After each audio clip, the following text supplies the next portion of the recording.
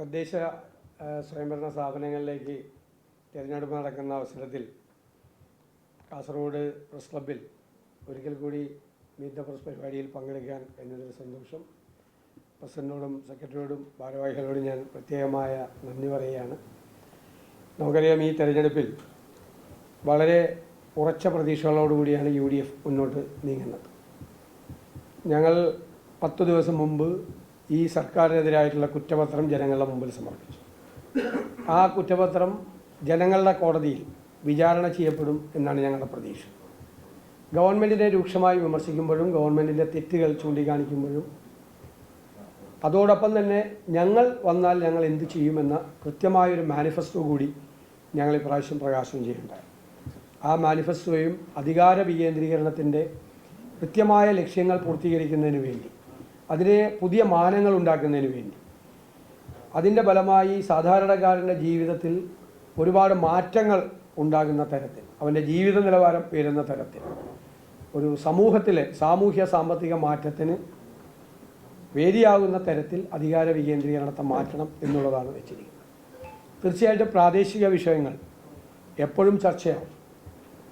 എപ്പോഴും ചർച്ചയാവുന്ന ഒരു തിരഞ്ഞെടുപ്പാണ് ലോക്കൽ ബോഡി തിരഞ്ഞെടുപ്പ്. നമുക്കിപ്പോൾ കാസർഗോഡ് തന്നെ ഗവൺമെൻറ് 2022 കാസർഗോഡ് പാക്കേജിന് വേണ്ടി 300 കോടി രൂപയാണ് വകയിരുത്തിയത്. കഴിഞ്ഞ മാർച്ച് 3 മുഖ്യമന്ത്രി നൽകിയ മറുപടിയിൽ ഈ 300 കോടിയിൽ കേവലം 22 കോടി രൂപ മാത്രമാണ് ഇതിനു വേണ്ടി ചെലവഴിച്ചത്. നമ്മുടെ സംസ്ഥാനത്തെ ഏറ്റവും പിന്നോക്കാവസ്ഥയിലുള്ള ഒരു ജില്ലയിൽ ആ പിന്നോക്കാവസ്ഥ പരിഹരിക്കുന്നതിന് വേണ്ടിയിട്ടുള്ള ഒരു പാക്കേജ് ഗവൺമെൻറ് പ്രഖ്യാപിച്ചിട്ട് അതിൻ്റെ 10% പോലും ചിലവാക്കാൻ കഴിഞ്ഞിട്ടില്ല. നമുക്കറിയാം, ആരോഗ്യ മേഖലയിൽ ഉൾപ്പെടെ വിദ്യാഭ്യാസ മേഖലയിൽ ഉൾപ്പെടെ ഒരുപാട് പിന്നോക്കം നിൽക്കുന്ന ഒരു ജില്ലയാണ്. ആ കാസർഗോഡ് ജില്ലയുടെ പിന്നോക്കാവസ്ഥ പരിഹരിക്കാൻ വേണ്ടിയിട്ടുള്ള ഒരു ശ്രമവും ഗവൺമെൻറ്റിൻ്റെ ഭാഗത്തുനിന്ന് ഉണ്ടായില്ല. 3 കൊല്ലം കൊണ്ട് ആകെ ചെലവഴിച്ചത് അനുവദിക്കപ്പെട്ട തുകയുടെ 10% താഴെ മാത്രമാണ്. മറ്റൊന്ന് നമ്മുടെ എൻഡോസൾഫാനാണ്. എൻഡോസൾഫാൻ ബാധിതർക്ക് വേണ്ടിയിട്ട് 2017 ഒരു മെഡിക്കൽ ക്യാമ്പ് നടത്തുകയും 1905 പേരെ ദുരിതബാധിതരായി കണ്ടെത്തുകയുണ്ടായി. പിന്നെ 1905 പേരുടെ ലിസ്റ്റ് 257 ചുരുക്കി. വലിയ പ്രതിഷേധം ഉയർന്നു വന്നതിനെ തുടർന്ന് ഈ 257 പേരിലേക്ക് ഒരു 76 പേരെ കൂടി കൂട്ടിച്ചേർത്തു. പിന്നീട് ഞങ്ങളെല്ലാം പങ്കെടുത്തൊരു സമരം സെക്രട്ടേറിയറ്റിൻ്റെ മുമ്പിൽ എൻഡോസൾഫാൻ ബാധിതരുടെ വലിയ സമരം നടക്കുകയുണ്ടായി. ആ സമരത്തെ തുടർന്ന് ഒരു 511 കുട്ടികളെ കൂടി അതിനോട് ചേർക്കേണ്ടായി. ബാക്കി 1031 പേരെ ഉടൻ തന്നെ തിരിച്ചെടുക്കും. ഈ ലിസ്റ്റിലെ 2017 ലിസ്റ്റിലെ 1031 പേരെ തിരിച്ചെടുക്കുമെന്ന് 2024 ജൂലൈ 10 മുഖ്യമന്ത്രി നിയമസഭയിൽ ഞങ്ങൾക്ക് മറുപടി. ഇതുവരെ 1.5 വർഷത്തോളമായി, 1.5 വർഷമാകാൻ പോകും. 1.5 വർഷമായിട്ടും ഈ 1031 പേരെ ഈ ദുരന്തബാധിതരുടെ ലിസ്റ്റിലേക്ക് എടുത്തിട്ടുണ്ട്. അവർക്ക് ചികിത്സ കിട്ടുന്നില്ല. ഇതിൽ ഒരുപാട് പേര് മരണമടഞ്ഞു. അപ്പോൾ ഏറ്റവും നമ്മുടെ സംസ്ഥാനത്ത് എൻഡോസൾഫാൻ മൂലം ദുരിതമനുഭവിക്കുന്ന ഏറ്റവും ദുരിതബാധിതരായ ആളുകളുടെ കാര്യത്തിൽ പോലും, ഈ 1031 പേരുടെ കാര്യത്തിൽ പോലും തീരുമാനമെടുക്കാൻ ഗവൺമെൻറ്റിന് കഴിഞ്ഞില്ല എന്നത് വളരെ ദൗർഭാഗ്യകരമായ കാര്യമാണ്. ഞങ്ങൾ ഇപ്പോഴും ആവശ്യപ്പെടുന്നത് അടിയന്തരമായി അത് ജീവിച്ചിരിക്കുന്നവരെല്ലാവരെയും ആ ദുരന്തബാധിതരുടെ ലിസ്റ്റിൽ പെടുത്തണം. ഈ ഗവൺമെൻറ് തന്നെ നടത്തിയ മെഡിക്കൽ ക്യാമ്പിൽ നിന്ന് കണ്ടെത്തിയ ഇരകളായിട്ടുള്ള ആളുകളാണ്. തീർച്ചയായും അവരുടെ കുടുംബങ്ങളെല്ലാം അനുഭവിക്കുന്ന പ്രയാസങ്ങൾ, ദുഃഖങ്ങൾ, ചികിത്സ കിട്ടാത്ത സാഹചര്യം, ഇതെല്ലാം പരിഗണിച്ചുകൊണ്ട് അടിയന്തരമായി ഇക്കാര്യത്തിൽ ഗവൺമെൻറ് നടപടി സ്വീകരിക്കണമെന്ന് ആവശ്യം. ഈ പ്രാവശ്യത്തെ ഒരു പ്രത്യേകത ഞാൻ ഇന്നലെ പറഞ്ഞതാണ്. 2 ശബരിമല വിഷയമാണ് വളരെ പ്രധാനപ്പെട്ട ഒരു ചർച്ചയായിരിക്കും.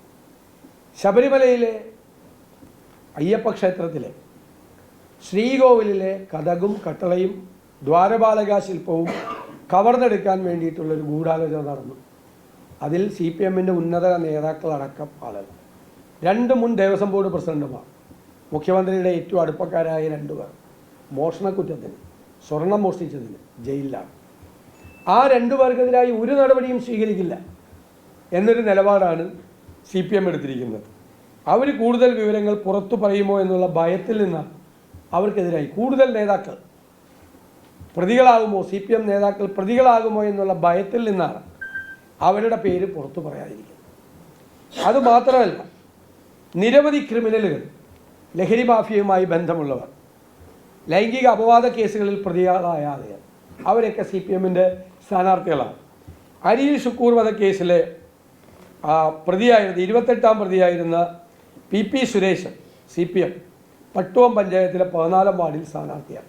കൊലക്കേസിൽ ഒരു ചെറുപ്പക്കാരനെ ക്രൂരമായി കൊല ചെയ്ത കേസിലെ കൊലക്കേസ് പ്രതി CPM-ൻ്റെ സ്ഥാനാർത്ഥിയാണ്. ഫസൽ വധക്കേസിലെ പ്രതിയായ കാരായി ചന്ദ്രശേഖർ അന്ന് ഈ ജില്ലയിൽ കയറാൻ പറ്റില്ല എന്ന് പറഞ്ഞതുകൊണ്ട്, കണ്ണൂർ ജില്ലയിൽ കയറാൻ പറ്റില്ല എന്ന് പറഞ്ഞതുകൊണ്ട് ചെയർമാൻ സ്ഥാനം രാജിവെച്ച് പോയാൽ വീണ്ടും സ്ഥാനാർത്ഥിയായി. ഇപ്പോൾ പോലീസിനെ സ്റ്റീൽ ബോംബെറിഞ്ഞ് കൊല്ലാൻ ശ്രമിച്ച കേസിൽ കോടതി 20 വർഷത്തേക്ക് തടവ് ശിക്ഷ വിധിച്ച DYFI നേതാവ് ഇപ്പോൾ വീണ്ടും സ്ഥാനാർത്ഥിയാണ്. പയ്യന്നൂർ നഗരസഭയിലെ സ്ഥാനാർത്ഥിയാണ്. അതുപോലെ ലഹരിക്കടത്തുമായി ബന്ധപ്പെട്ട് ആലപ്പുഴ ജില്ലയിൽ CPM പുറത്താക്കിയ ഷാനവാസിൻ്റെ പേരിലുള്ള ലോറിയിൽ നിന്നും 2023 ജനുവരിയിൽ കരുനാഗപ്പള്ളിയിൽ നിരോധിത പുകയില ഉൽപ്പന്നങ്ങൾ പിടികൂടുകയും അന്ന് CPM കൗൺസിലറായിരുന്നു, അയാളെ പാർട്ടിയിൽ നിന്ന് പുറത്താക്കുകയും ചെയ്തതാണ്. ആ പാർട്ടിയിൽ നിന്ന് ലഹരി മരുന്നിൻ്റെ പേരിൽ എക്സൈസും പോലീസും അറസ്റ്റ് ചെയ്ത് പാർട്ടിയിൽ നിന്ന് പുറത്താക്കിയ ഷാനവാസ് ഇപ്പോൾ വീണ്ടും സ്ഥാനാർത്ഥിയാണ്. നല്ല കമ്മ്യൂണിസ്റ്റാണെന്നാണ് പാർട്ടി ജില്ലാ സെക്രട്ടറി പറഞ്ഞിരിക്കുന്നത്. ലഹരി മാഫിയ, കേരളത്തിലെ ലഹരി മാഫിയയ്ക്ക് പൊളിറ്റിക്കൽ പേട്രണേജ് ഉണ്ട്, CPM-ൻ്റെ പൊളിറ്റിക്കൽ പേട്രണേജ് ഉണ്ട് എന്ന പ്രതിപക്ഷത്തിൻ്റെ ഗുരുതരമായ ആരോപണം ശരിവയ്ക്കുന്നതാണ് വീണ്ടും ഷാനവാസിനെ സ്ഥാനാർത്ഥിയാക്കിയത്. പെൺകുട്ടിയോട് മോശമായി പെരുമാറിയതിനെ തുടർന്ന് പാർട്ടി നടപടി നേരിട്ട ആൾ കരിവള്ളൂർ പെരളം പഞ്ചായത്തിൽ വീണ്ടും സ്ഥാനാർത്ഥിയാണ്.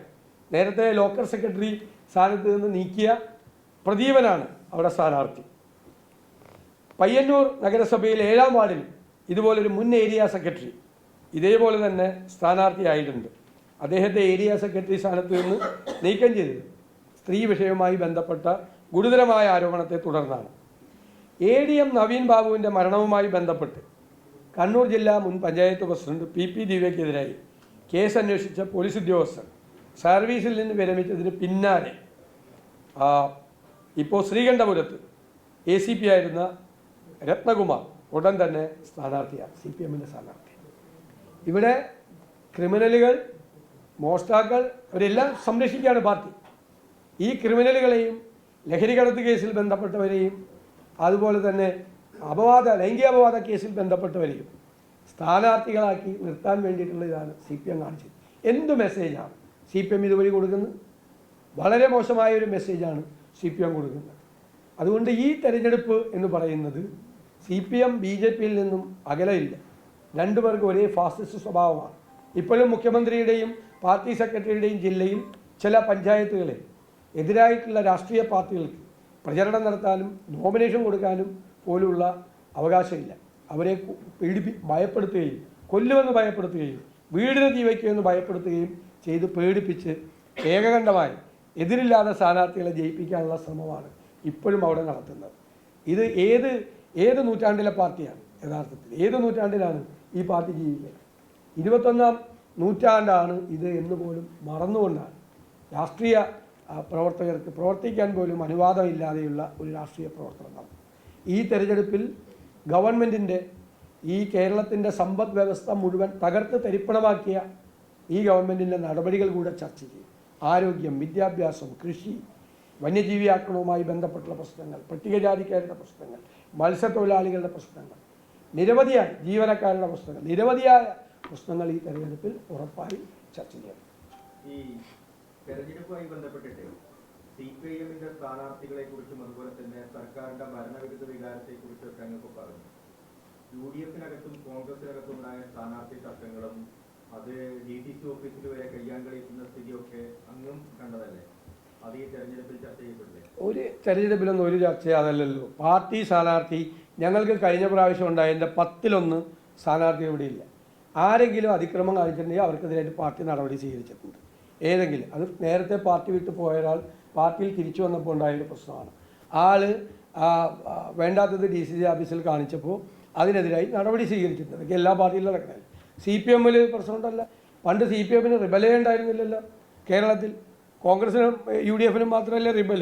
ഞങ്ങളുടെ റിബലൊക്കെ ശല്യങ്ങളൊക്കെ 10-1 പോലും ഇല്ല. ഇപ്പോൾ കഴിഞ്ഞ പ്രാവശ്യം ഉണ്ടായിരുന്നതിൻ്റെയൊക്കെ 10-1 പോലും ഇല്ല. ഇപ്പോൾ CPM സംസ്ഥാനത്തുടനീളം റിബലുണ്ടല്ലോ.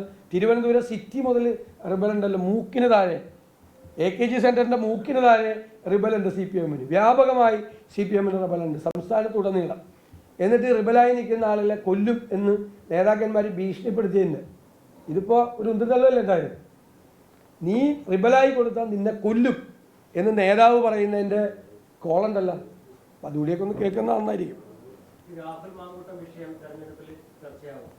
അതൊന്നും തെരഞ്ഞെടുപ്പ് വിഷയമല്ലല്ലോ. ഈ രാഹുൽ മാങ്കൂട്ടത്തിന്റെ വിഷയവുമായി ബന്ധപ്പെട്ടേ ഈ ഇരയ്ക്കെതിരെ കടുത്ത സൈബർ ആക്രമണമാണ് നടക്കുന്നത്. അത് കോൺഗ്രസിന്റെ ഹാൻഡിലുകൾ തന്നെയാണ് നേതൃത്വം നൽകുന്നത്. കോൺഗ്രസ് പാർട്ടി ഇക്കാര്യത്തിലുള്ള നിലപാട് വളരെ വ്യക്തമായിട്ടുണ്ട്. ഒരു പാർട്ടി എടുക്കാത്ത നിലപാടാണ് എടുത്തത്. ഈ ഒരു ആക്ഷേപം വന്നപ്പോൾ ഞങ്ങൾക്കൊരു പരാതി പോലും ലഭിക്കാതെ തീരുമാനമെടുത്ത പാർട്ടിയാണ്. ആ പാർട്ടി അഭിമാനത്തോടു കൂടിയാണ് ഈ വിഷയത്തിൽ നിൽക്കുന്നത്. ആ പാർട്ടിയുടെ സ്റ്റാൻഡ് KPC പ്രസിഡന്റ് വ്യക്തമാക്കിയിട്ടുണ്ട്. അതിന് വിരുദ്ധമായി ആര് പ്രവർത്തിച്ചാലും അത് കോൺഗ്രസുമായി ബന്ധപ്പെട്ടുള്ള കാര്യമല്ല. അല്ല, അതൊക്കെ ക്ലിയർ ചെയ്ത കേസല്ലേ. വീണ്ടും അത് ഇന്ന് പറയേണ്ട കാര്യം. ഇന്നലെ ക്ലിയർ ചെയ്തല്ലേ പ്രസിഡന്റ്. അല്ല, അത് പാർട്ടി ആയി ബന്ധപ്പെട്ട ആരെങ്കിലും അത്തരം കാര്യങ്ങൾ ചെയ്താൽ അത് പാർട്ടി പരിശോധിക്കും. അല്ല, അതല്ലേ പറഞ്ഞ പരിശോധിക്കും. പാർട്ടിയുമായിട്ട് ബന്ധപ്പെട്ടവരൊന്നല്ല.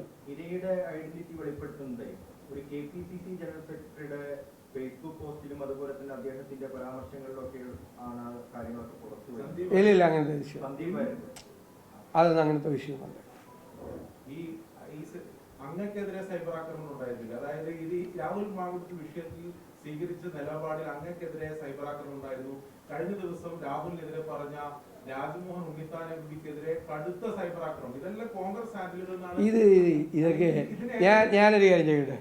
കേരളത്തിലെ വനിതാ മാധ്യമ പ്രവർത്തകർക്കെതിരായി ഏറ്റവും കൂടുതൽ സൈബർ ആക്രമണം നടത്തിയ പാർട്ടി CPM ആണ്. വനിതാ മാധ്യമ പ്രവർത്തകർക്കെതിരായി തിരുവനന്തപുരത്ത്, കൊച്ചിയിൽ എല്ലാം റിപ്പോർട്ട് ചെയ്തതിൻ്റെ പേരിൽ, വാസ്തവം റിപ്പോർട്ട് ചെയ്തതിൻ്റെ പേരിൽ എത്രമാത്രം സൈബർ ആക്രമണങ്ങൾ വനിതാ മാധ്യമ പ്രവർത്തകർക്കെതിരായി CPM ഹാൻഡിലുകൾ ചെയ്യുന്നുണ്ട്. ഇപ്പോൾ CPM ഹാൻഡിലുകൾ നടത്തുന്ന എത്രയോ പ്രവർത്തനങ്ങൾ നടത്തുന്നുണ്ട്.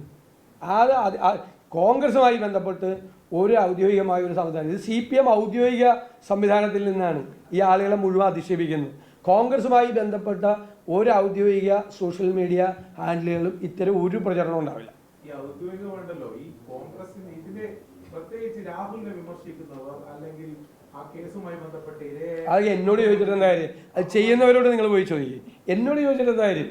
കോൺഗ്രസുമായിട്ട് ബന്ധപ്പെട്ട ആര് ചെയ്താലും ഞങ്ങൾക്ക് അതിൻ്റെ ഉത്തരവാദിത്വമുണ്ട്. കോൺഗ്രസുമായി ബന്ധപ്പെട്ടോ കോൺഗ്രസിൻ്റെ ഔദ്യോഗിക ഹാൻഡിലൊന്നും ഒരു കാര്യവും ഞങ്ങളുടെ നിലപാടിന് വിരുദ്ധമായി ചെയ്താൽ ഞങ്ങൾ നടപടിയെടുക്കും.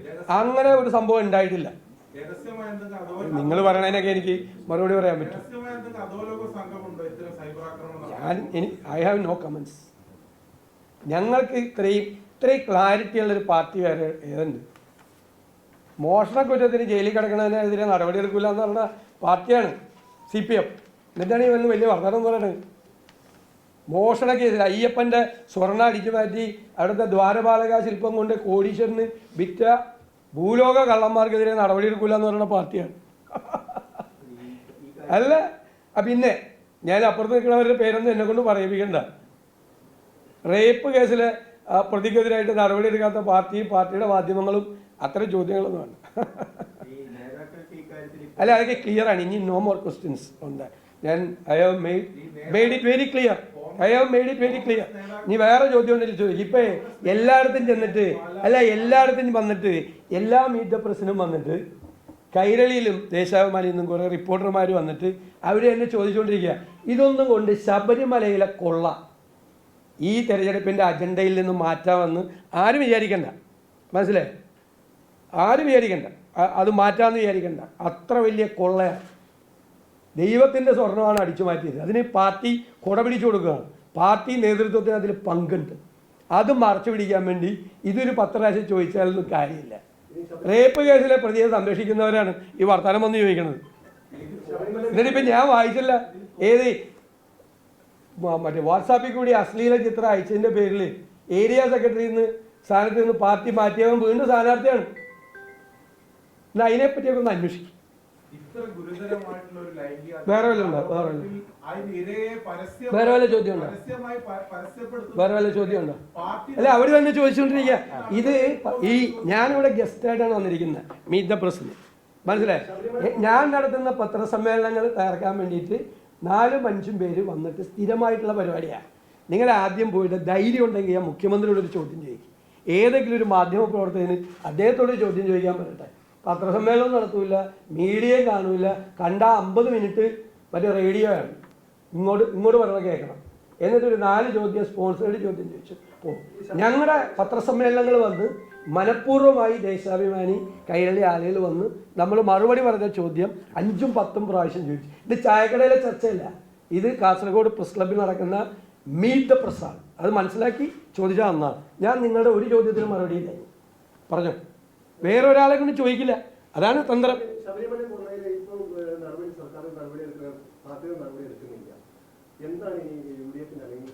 അല്ല, ഞങ്ങൾ അതിന് സമരവുമായി മുന്നോട്ട് പോകും. നിങ്ങൾ ഒന്ന് കാലാലോചിക്കുന്നത് ഇവർ പേടിച്ചിട്ടാണ്, അവർക്കെതിരെ നടപടിയെടുക്കാത്തത് ഭയന്നിട്ടാണ്. കൂടുതൽ ആളുകളുടെ പേരുകൾ ഇവർ പറയും. അവർ കൊടുത്തിരിക്കുന്ന മൊഴിയെ കൊണ്ട് തുടർന്നുള്ള അന്വേഷണം നടത്തിയാൽ ജയിലിലേക്കുള്ള ഘോഷയാത്ര തുടങ്ങിയിട്ടേ ഉള്ളൂ CPM നേതാക്കന്മാരുടെ ശബരിമല കേസ്. ഇനിയും ഒരുപാട് ആളുകൾ ജയിലിലേക്ക് പോകും. കാരണം ഇതൊരു വലിയ ഗൂഢാലോചന ഒരു പ്രാവശ്യം നടത്തിയിട്ടാണ് കട്ടത്. കട്ടത്ത് ആരും അറിയാതെ വന്നപ്പോൾ വീണ്ടും ഒന്നും കൂടി കക്കാൻ വേണ്ടി 2024 ശ്രമിച്ചു. അപ്പോഴാണ് കോടതി പിടിച്ചത്. അതാണ് ഗൗരവമായത്. കേരളത്തിൻ്റെ ചരിത്രത്തിൽ ഇതുപോലെ ഒരു ഗവൺമെൻറ്റിൻ്റെ പിന്തുണയോടുകൂടി ഗവൺമെൻറ് കൊട പിടിച്ചു കൊടുത്തുകൊണ്ട് ഇത്രയും ഒരു മോഷണം അമ്പലം അങ്ങനെ തന്നെ വിരിഞ്ഞിരിക്കുക. തീർച്ചയായിട്ടും ഉജ്ജ്വലമായ വിജയം UDF നേടും. പ്രതിഷേധ ഇപ്പം ഈ തെരഞ്ഞെടുപ്പ് കാര്യം പറഞ്ഞു. കാസർഗോഡ് ജില്ലയിലെ പല പഞ്ചായത്തുകളിലും ഇപ്പം UDFിൻ്റെ ശക്തി കേന്ദ്രമാണ് പടന്ന പഞ്ചായത്ത്. ഒരുപക്ഷെ DC പ്രസിഡന്റ് തൊട്ടടുത്തടുത്ത് പഞ്ചായത്താണ്. ആ പഞ്ചായത്തിൽ ലീഗിനകത്ത് വലിയ പ്രശ്നങ്ങൾ നിലനിൽക്കുന്നുണ്ട്. അവിടെ എതിർ സ്ഥാനാർത്ഥികളെ നിർത്തിയിട്ടുണ്ട്. അപ്പോൾ കാസർഗോഡ് ജില്ലാ പഞ്ചായത്ത് തിരിച്ചു പിടിക്കുമെന്ന് പറഞ്ഞു. അതൊക്കെ ഞങ്ങൾ തെരഞ്ഞെടുപ്പിന് മുമ്പ് പരിഹരിക്കും. 1-2 സ്ഥലങ്ങളിലൊക്കെ ചെറിയ പ്രശ്നമുണ്ട്. ഇതൊക്കെ കഴിഞ്ഞ പ്രാവശ്യത്തേക്ക് താരതമ്യപ്പെടുത്തുമ്പോൾ വളരെ നിസ്സാരമായ പ്രശ്നങ്ങളാണ്. അത് പരിഹരിക്കാനുള്ള ഉഭയകക്ഷി ചർച്ചകൾ നടക്കുന്നുണ്ട്. പഞ്ചായത്ത് കമ്മിറ്റി ഉൾപ്പെടെ അല്ല, ഉഭയകക്ഷി ചർച്ചകൾ നടക്കുന്നുണ്ട്. അത് പരിഹരിക്കാനുള്ള ശ്രമങ്ങൾ നടക്കും. ഇനി മോർ ഈ തെരഞ്ഞെടുപ്പ് BJPയുടെ ഒരു പ്രസക്തി എന്താണ്? അത് നമ്മളെപ്പോഴും പറയുന്നില്ല. BJPക്ക് ഈ കേരളത്തിൽ അവർക്ക് ഒരു 6,000 സ്ഥാനാർത്ഥികൾ പോലും ഇല്ല. ഈ തെരഞ്ഞെടുപ്പിൽ ഫലപ്രദമായൊരു മത്സരം മുന്നോട്ട് വയ്ക്കാൻ അവർക്ക് കഴിഞ്ഞിട്ടില്ല.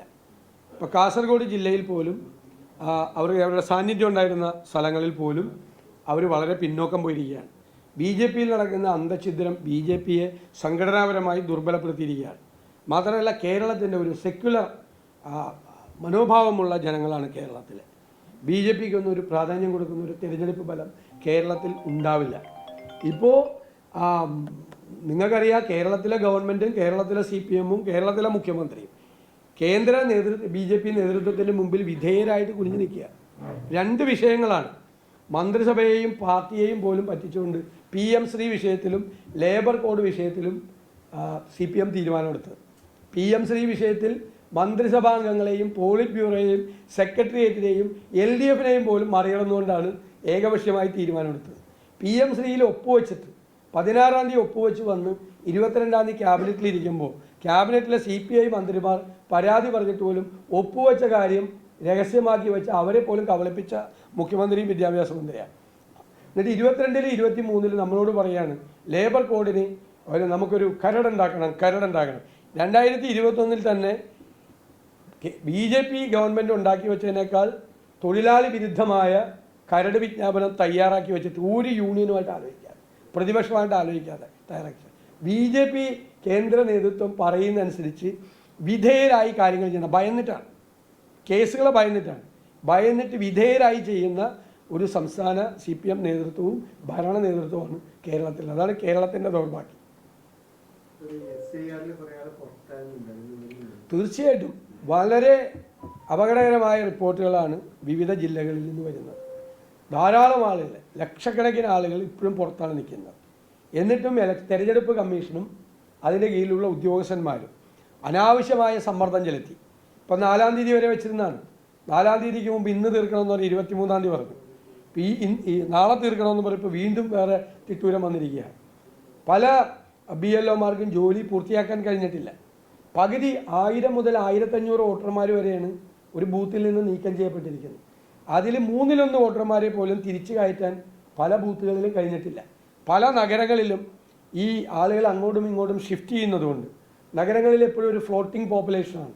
നഗരങ്ങളിൽ ആളുകൾ അങ്ങോട്ടും ഇങ്ങോട്ടും ഷിഫ്റ്റ് ചെയ്യുന്നതുകൊണ്ട് അവരെ അന്വേഷിച്ച് പോയി അവരുടെ വോട്ട് ചേർക്കാൻ പോലും BLOമാർക്ക് കഴിഞ്ഞിട്ടില്ല. അപകടകരമായൊരു സ്ഥിതിവിശേഷമുണ്ട്.